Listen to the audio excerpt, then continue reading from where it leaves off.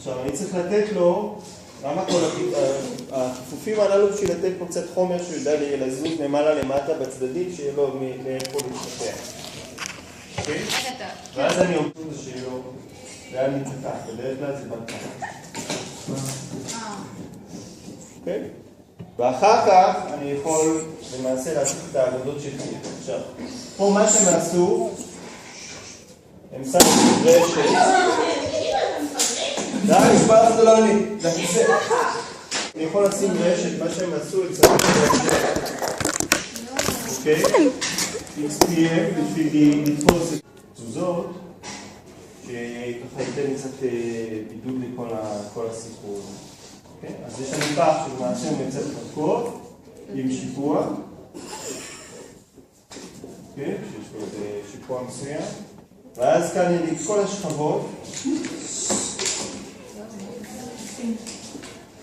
כל השכבות של הגב.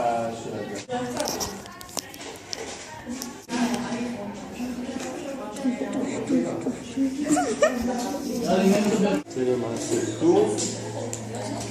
ביי.